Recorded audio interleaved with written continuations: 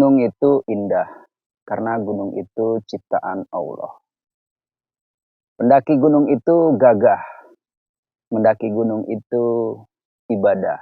Membuang sampah di gunung itu berdebah, karena Allah tidak menciptakan sampah. Boyo, jumpa lagi dengan saya, Sugi Kiting yang sedang di Gunung Ranti. Kali ini saya mau sharing ya tentang unek-unek saya, bukan sharing ya, lebih tepatnya mungkin mengeluarkan unek-unek saya tentang gunung. Jadi setelah kami stay di Glenmore, kami berdua cari destinasi-destinasi yang menurut kami itu dekat dan mudah dicapai, tidak terlalu mahal biayanya, karena konsep kita adalah slow living di Banyuwangi. Kita mulai hidup di Banyuwangi. Mungkin nanti teman-teman tadi sudah menyimak mulai perjalanan saya dari rumah sampai ke puncak Ranti. Nah, malam ini saya coba berbagi cerita.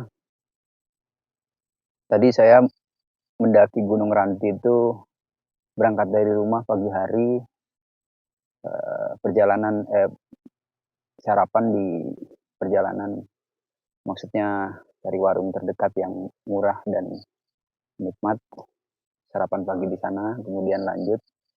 Dan kebetulan di Gunung Ranti ini sedang ada opsi dari relawan atau dari Satgas Gunung Ranti. Nah, kita coba, ternyata di situ datang kita lebih dulu. Panitianya belum datang. Lalu kami mencoba untuk ke pos pendakian dan itu juga masih tutup. Belum ada petugasnya. Namun tak lama petugasnya itu datang dan ternyata harusnya kalau ikut event itu kita gratis karena ikut ke dalam peserta opsi bebersih Gunung Ranti. Tapi karena panitianya lambat datang ya akhirnya kita registrasi online dan itu mudah, registrasi online. Semudah-mudahnya di sana kita harus nebeng wifi dulu karena tidak ada sinyal dari operator seluler. Oke, singkat cerita kami mendaki. Mungkin teman-teman udah melihat videonya tadi sampai saat ini kami berada di sini. Lalu kami besok itu rencananya hari Minggunya panitia akan melakukan opsi dan ternyata mulai dari malam hari itu, awalnya kami sore hari kami berdua tiba di puncak gunung dan serasa gunung itu kayak milik sendiri nih, seperti nggak akan ada orang naik lagi. Tapi tak lama sore-sorenya itu datanglah mulai panitianya satu persatu itu. Ya, dan beserta opsi yang ternyata nggak banyak, paling sekitar ada 8 orang. Dan yang lain mulai ramai itu pukul 8 malam.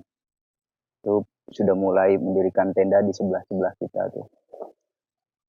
Nah, kemudian singkat cerita kami mungkin besoknya akan melakukan bersih-bersih Gunung Ranti. Lalu sedikit mungkin unek-unek saya tentang pengelolaan gunung. Saya kilas balik mendaki gunung itu dari tahun 89 aktif. Mungkin kalau secara subjektif saya menilai diri saya aktif lah, karena hampir di setiap tahun, di setiap bulan saya selalu mendaki gunung baik itu dengan teman-teman ataupun dengan beberapa orang. Jadi melihat pengelolaan gunung seperti di Gunung Ranti, ternyata di beberapa gunung itu di bawahnya itu ada satu komunitas-komunitas volunteer. Anggaplah di Gunung Ranti ini sendiri ada Satgas Gunung Ranti. Kemudian di Gunung Gede itu juga ada. Banyak lagi Gunung Gede itu volunteernya. Kemudian di Gunung Lawu juga ada. Di Gunung Semeru juga ada. Di Gunung Cermai juga ada. Nah, apa sih hubungannya antara gunung-gunung tersebut dengan para volunteernya atau para sukarelawan? Sukarelawan itu rata-rata orang yang teman-teman yang peduli. Pertama, dia senang tentang gunung itu, dekat dengan gunung itu, kemudian mereka peduli terhadap gunung tersebut. Dari awal saya memperhatikan mereka melakukan opsi atau operasi bersih yang mungkin inisiasinya dari volunteer itu sendiri atau mungkin dari kelompok pencinta alam, dari organisasi, dari perhimpunan. Artinya karena kepedulian mereka, mereka mencoba untuk menjaga, membersihkan gunung-gunung tersebut dari sampah, kemudian dari hal-hal yang negatif. Nah, mereka banyak tuh stay di kaki-kaki gunung, bahkan membuat satu tempat nongkrong lah istilahnya di kaki gunung tersebut. Nah, di situ bahkan mereka sangat peduli jika ada pendaki-pendaki lain yang sampai mendapat kecelakaan di gunung, mereka mengevakuasi, mereka kalau ada yang hilang, mereka terlibat dalam pencarian dan sebagainya dan sebagainya. Nah, dalam hal ini saya mengapresiasi sekali terhadap teman-teman volunteer di gunung. Jadi karena kepedulian mereka lah, termasuk saya juga care terhadap gunung-gunung di Indonesia. Karena siapa lagi kalau itu tidak dijaga, siapa lagi akan menjaga. Nah, menurut saya itu selama ini saya tidak melihat keaktifan dari petugas-petugas atau pejabat atau stakeholder yang mengelola gunung tersebut. Misalnya Taman Nasional Gede Pangrango lah. Itu saya nggak ngerti petugasnya berapa. Kemudian kalau Gunung Lawu itu pasti bukan di bawah Taman Nasional. Nah, Semeru juga di bawah Taman Nasional. Rinjani juga di bawah Taman Nasional. Yang ingin saya sampaikan adalah kenapa sih volunteer-volunteer itu begitu peduli, tapi petugasnya sendiri saya tidak melihat ada kepedulian terhadap itu. Misalnya nih, sejak ada kegiatan operasi bersih aja, itu saya nggak lihat petugas gunung itu, stakeholder gunung itu terlibat aktif atau mungkin mengakomodir mereka ikut lebih aktif daripada volunteernya. Rata-rata yang lebih aktif pasti volunteernya. Dan saya tidak melihat petugas-petugas di gunung tersebut. Tapi sambil ngopi dulu nih Pak.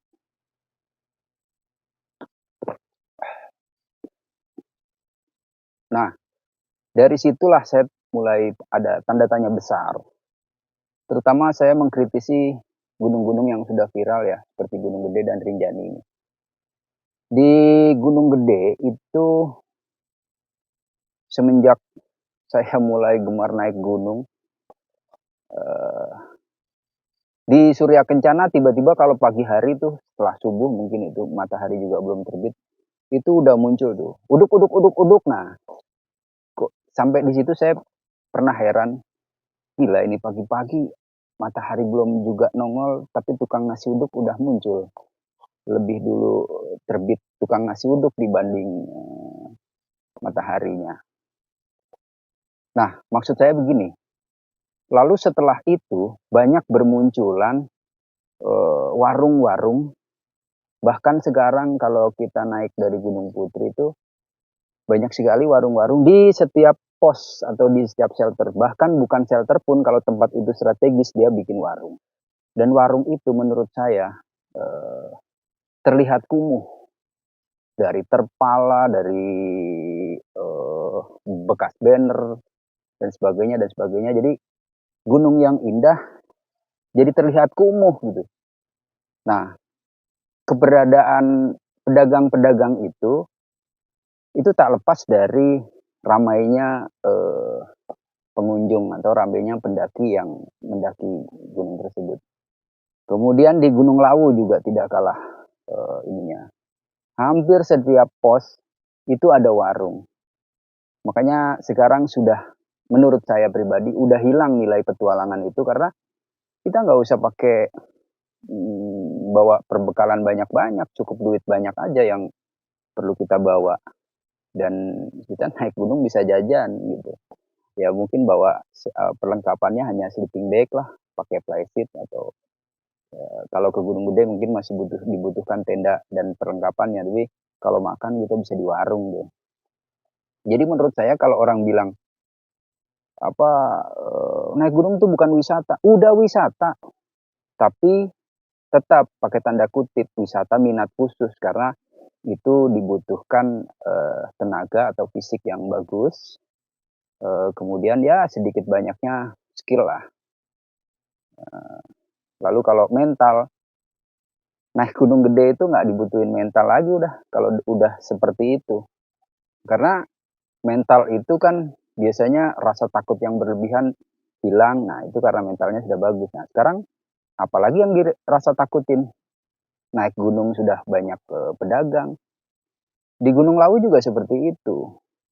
Saya lihat mulai dari Mbok Iem almarhum itu mendirikan warung di sana dan kemudian mengikuti yang lain-lain tuh hampir di setiap pos. Nah, poinnya itu apa sih? Poinnya itu maksud saya jadi gini, ibarat pemerintah taruhlah ada warga yang menduduki bantaran sungai, artinya itu bangunan-bangunan liar. Itu kalau tidak preventif, tidak dari awal ditertibkan, itu menertibkannya bakal susah. Nah, mungkin di gunung-gunung itu juga seperti itu. Udah terlanjur banyak sekali pedagang-pedagang yang seperti gembel dan kumuh itu banyak di situ. Jadi nanti unsur keindahannya atau unsur wisatanya hilang dengan kekumuhan itu. Kita kan sebetulnya kalau saya pribadi nggak srek gitu. Lalu diusir mereka, nggak bisa juga. Nah mungkin menurut saya itu solusinya ya dirangkul, digandeng. Oke, karena Akang, Bapak sudah berjualan di sini dan sebagainya dan sebagainya. Gimana kalau kita buatkan satu space yang ya tidak sampai, kan itu tidak menebang pohon dan sebagainya. Dibikinin lah yang nyentrik, yang estetik, yang asik gitu. Sehingga pengunjung itu bisa ngopi, bisa makan, bisa santai di kursi-kursi yang ditata dan tempatnya juga asik gitu. Sehingga nanti menimbulkan kesan yang baik dan dikasih tanggung jawab. Kalau tidak sharing atau ditarik apa gitu ya dikasih tanggung jawab bahwa harus daerahnya bersih. Ini menjadi tanggung jawab pedagang dan sebagainya dan sebagainya. Bahkan kalau perlu dibuatkan toilet. Karena udah tidak bisa lagi tuh diantisipasi dengan apa. Mau ada tai berceceran di mana-mana gitu dengan tisu basah di mana-mana. Itu kan akhirnya menambah kekumuhan, kejorokan di sekitar tempat yang udah indah. Kalau dikasih WC malah WC-nya kan bisa juga. Misalnya saya lah, sekali buang air besar gitu, bayar 10.000 pun nggak masalah. Gitu. Karena tahu resikonya, oh memang membuat WC di atas itu susah. Terus menjaga, memaintain, merawat WC itu supaya tetap bersih juga diperlukan effort yang lebih gitu. Jadi nyaman kita berkunjung ke taman nasional, namanya juga taman nasional, tamannya negara, ya dijaga baik oleh negara. Dan mungkin itu ya di beberapa tempat, terutama di Rinjani juga kan begitu. Lalu yang saya kritik, itu kan pengunjung sudah begitu banyak yang memasuki kawasan itu. Jadi menurut saya, apa salahnya? Apa sih susahnya? Kalau kurang petugasnya tambah. Dan di sini saya kembali, kalau kurang kan bisa melibatkan volunteer untuk ikut patroli atau tugas ditaruh misalnya di Gunung Gede lah. Buat di beberapa pos itu jadi pos emergensi, misalnya di Kandang Badak, misalnya di Surya Kencana, misalnya lagi di Simpang Maleber, atau di pos-pos yang strategis, atau di tempat-tempat yang strategis yang eh, setelah dimitigasi mungkin itu potensi kecelakaan di situ besar gitu. Coba dimitigasi. Oh, di sini bagusnya pos karena pertimbangannya adalah kalau orang dari Pangrango kecelakaan, kalau orang dari Puncak Gede kecelakaan itu taruh di Kandang Badak. Nah, Kandang Badak itu disusun yang baik, tempat warungnya, tempat campsite-nya supaya tidak melebar kemana-mana. Itu pendapat saya dari berbagai yang tempat yang saya lihat secara sering saya lihat dari perkembangannya dari mulai itu sepi sekarang jadi rame bahkan ngantri orang mendaki gunung. Lalu di Gunung Rinjani misalnya di Pelawangan Sembalun itu kan bisa dikasih pos emergensi dengan petugas yang selalu standby di situ dan petugas itu memiliki keahlian rescue gitu. Jadi petugas selain attitude-nya bagus, hospitality-nya terjaga, welcome terhadap tamu. Nah, kalau sudah ada seperti itu misalnya kayak kasus kemarin terjadi booking lahan camp. Itu kalau ada petugas kan tidak terjadi booking lahan camp itu. Karena pendaki yang datang ditempatkan di mana, ditempatkan di mana. Kalau sudah penuh kontak bawah. Dan bahkan kalau sudah pakai sistem kuota itu bisa terdata berapa kapasitas yang bisa menampung tenda-tenda pendaki di Pelawangan dan sebagainya dan sebagainya. Dan pastikan tamu-tamu karena Rinjani itu cukup berbahaya. Jadi pastikan guide yang mendampingi ke puncak itu pakai rasio yang benar. Misalnya rasio 1:3 atau 1:4. Kalau 1:6 itu udah kebanyakan. Satu guide menghandle 3 tamu. Terbukti dari kejadian kemarin itu kan satu guide menghandle 6 tamu. Satu tamu kelelahan, beristirahat di situ, akhirnya tamu tidak betah, bergerak dan terjatuh. Dan itu kan harus jadi bahan evaluasi bagi stakeholder Taman Nasional. Kok bisa begitu ya? Kok begitu ya kejadiannya? Lalu antisipasinya apa? Dan lain-lain. Lalu yang saya lihat sekarang, kayaknya yang sibuk itu justru para volunteer loh. Membuat Rinjani Squad lah, membuat inilah itu. Petugasnya di mana? Saya tidak melihat itu postingan-postingan dari petugas Taman Nasional yang memang langsung menghandle itu, langsung mengevaluasi, langsung dan sebagainya dan sebagainya. Sepertinya cuek aja, adem-adem aja. Jadi itu fasilitas-fasilitas tuh diperbaiki lah, dijaga, difungsikan kembali. Kayak Taman Nasional Gede Pangrango itu jembatannya hancur, shelter-shelternya hancur, apalagi kandang badak udah seperti kandang badak betulan, mungkin kandang kerbau kali. Nah itu dalam hal ini saya terus terang saya kritis untuk itu karena eman itu kalau kata orang Jawa itu sayang kita yang diberi aset oleh Tuhan kok kita tidak menjaganya itu. Paling itu ocehan saya dari Gunung Ranti.